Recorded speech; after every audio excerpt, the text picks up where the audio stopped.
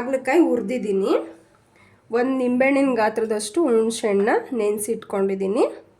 ಒಂದು ಅರ್ಧ ಕಪ್ಪು ಕಡಲೆ ಬೀಜ, 2 ಟೇಬಲ್ ಸ್ಪೂನಷ್ಟು ಕುರ್ಷಣಿ ಕಾಳು, 2 ಈರುಳ್ಳಿ, 1 ಟೊಮೊಟೊ, ಅರ್ಧ ಬಟ್ಲು ಕೊಬ್ಬರಿ, 1/4 ಟೇಬಲ್ ಸ್ಪೂನು ಅರಿಶಿನ ಪುಡಿ, ಅರ್ಧ ಟೇಬಲ್ ಸ್ಪೂನಷ್ಟು ಖಾರದ ಪುಡಿ.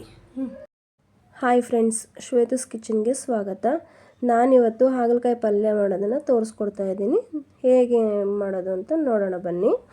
ನಾವು ಹಾಗಲಕಾಯಿನ ಚೆನ್ನಾಗಿ ಎಳೆ ಹಾಗಲಕಾಯಿ ಎತ್ಕೊಂಡು ಸ್ವಲ್ಪ ಚೆನ್ನಾಗಿ ತೊಳೆದ್ಬಿಟ್ಟು ಅದನ್ನು ಸಣ್ಣ ಸಣ್ಣ ಕ್ಯೂಬ್ಸ್ ಆಗಿ, ಅಂದರೆ 4 ಪೀಸ್, ಒಂದು ಹಾಗಲಕಾಯಿನಲ್ಲಿ 4 ಪೀಸಾಗಿ ಹೆಚ್ಕೋಬೇಕು. ಅದಾದಮೇಲೆ ಈ ಬೆಂಡೆಕಾಯಿನ ಯಾವ ರೀತಿ ಫ್ರೈ ಮಾಡ್ತೀವಲ್ಲ ಅದೇ ರೀತಿಲಿ ಎಣ್ಣೆ ಹಾಕ್ಬಿಟ್ಟು ಸ್ವಲ್ಪ ಚೆನ್ನಾಗಿ ಫ್ರೈ ಮಾಡ್ಕೋಬೇಕು. ಚೆನ್ನಾಗಿ ಅಂದರೆ ಆಲ್ಮೋಸ್ಟ್ ಅದರಲ್ಲಿ 3/4 ಭಾಗ ಬೇಯಬೇಕು ಹಾಗಲಕಾಯಿ. ಆ ಥರ ಅದನ್ನು ಸಣ್ಣ ಮಧ್ಯಮ ಉರಿಲಿ ಇಟ್ಕೊಂಡು ಚೆನ್ನಾಗಿ ಫ್ರೈ ಮಾಡ್ಕೊಳ್ಳಿ.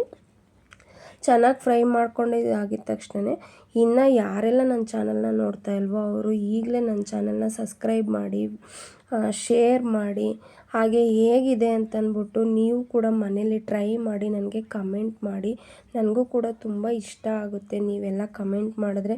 ಇನ್ನು ಕೆಲವೊಬ್ಬೊಬ್ಬರು ಈ ಬೇರೆ ಬೇರೆ ಅಡುಗೆನ ಕೇಳಿದ್ದೀರಾ, ನಾನು ಅದನ್ನು ಮಾಡಿಕೊಡ್ತೀನಿ, ಬಟ್ ಸ್ವಲ್ಪ ಸಮಯ ಆಗುತ್ತೆ. ಇವಾಗ ನೋಡಿ, ನಾನೆಲ್ಲ ಒಂದು ಕಡೆ ಪಕ್ಕಕ್ಕೆ ತೆಗೆದಿಟ್ಕೊಳ್ತಾ ಇದ್ದೀನಿ ಹಾಗಲಕಾಯಿನ.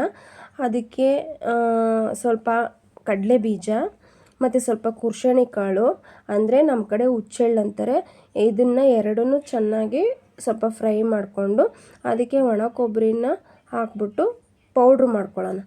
ಪೌಡ್ರ್ ಮಾಡಿಬಿಟ್ಟು ಅದನ್ನ ಸಪ್ರೇಟಾಗಿ ಎತ್ತಿಟ್ಕೊಳ್ಳೋಣ.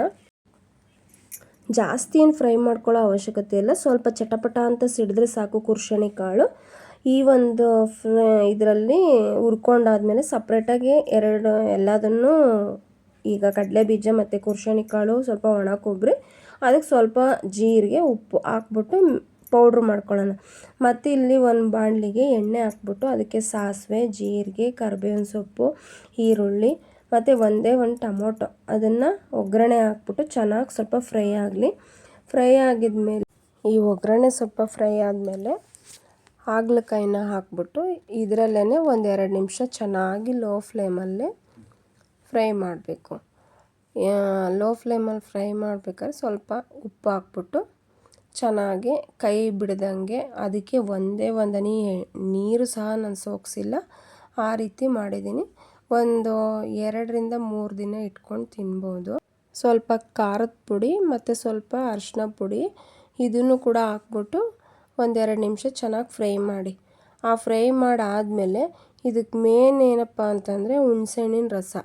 ಹಾಗಲಕಾಯಿ ಸ್ವಲ್ಪನೂ ಕಹಿ ಬರದೇ ಇರೋಕ್ಕೆ ಹುಣಸೆಹಣ್ಣಿನ ರಸನೇ ಮೇನ್ ಇರೋದು. ಅದರಿಂದನೇ ನಾನು ನೀರು ಕೂಡ ಯೂಸ್ ಮಾಡಿಲ್ಲ. ನೀರು ಯಾಕೆ ಯೂಸ್ ಮಾಡಿಲ್ಲ ಅಂದರೆ 1-2 ದಿನ ಇಟ್ಕೊಂಡು ತಿನ್ಬೋದು ಅನ್ನೋ ಉದ್ದೇಶಕ್ಕೆ ನೀರು ಯೂಸ್ ಮಾಡಿಲ್ಲ. ಹುಣಸೆಹಣ್ಣಿನ ರಸದಲ್ಲೇ ಇದನ್ನು ಚೆನ್ನಾಗಿ ಒಂದು 10 ನಿಮಿಷ ಲಿಡ್ ಕ್ಲೋಸ್ ಮಾಡಿಬಿಟ್ಟು ಚೆನ್ನಾಗಿ ಫ್ರೈ ಮಾಡಿ.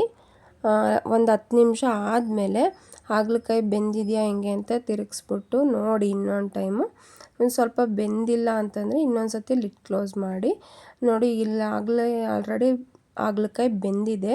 ಅದಕ್ಕೆ ನಾನು ಆವಾಗಲೇ ನಿಮಗೆ ತೋರಿಸಿದ್ನಲ್ಲ, ಕಡಲೆ ಬೀಜ ಮತ್ತು ಕುರ್ಷಣಿ ಕಾಳು, ಒಣ ಕೊಬ್ಬರಿ, ಇದು ಮೂರನ್ನೂ ಪೌಡರ್ ಮಾಡಿ ಹಾಕ್ತಾಯಿದ್ದೀನಿ. ಹಾಕ್ಬಿಟ್ಟು ಚೆನ್ನಾಗಿ ಸ್ವಲ್ಪ ಮಿಕ್ಸ್ ಮಾಡಿ ಮತ್ತೆ ತಿರ್ಗಾ ಇನ್ನೊಂದು ನಿಮಿಷ ಇದನ್ನು ಚೆನ್ನಾಗಿ ಸಣ್ಣ ಉರಿಲಿ ಫ್ರೈ ಮಾಡಿ. ನಾನಿಲ್ಲಿ ಇವಾಗ ಇದಕ್ಕೆ ಕೊತ್ತಂಬರಿ ಸೊಪ್ಪು ಉದುರಿಸ್ಕೊಂಡು ಹಾಗಲಕಾಯಿ ಪಲ್ಯದ ಜೊತೆ ಜೋಳದ ರೊಟ್ಟಿನ ಕಾಂಬಿನೇಷನ್ ಆಗಿ ಮಾಡಿದ್ದೀನಿ.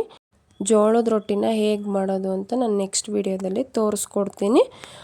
ಯಾರೆಲ್ಲ ಇನ್ನೂ ನನ್ನ ಚಾನಲ್ನ ಸಬ್ಸ್ಕ್ರೈಬ್ ಮಾಡಿಲ್ವೋ ಅವ್ರು ಇವಾಗಲೇ ಸಬ್ಸ್ಕ್ರೈಬ್ ಮಾಡಿ, ಶೇರ್ ಮಾಡಿ, ಕಮೆಂಟ್ ಮಾಡಿ. Thank you for watching.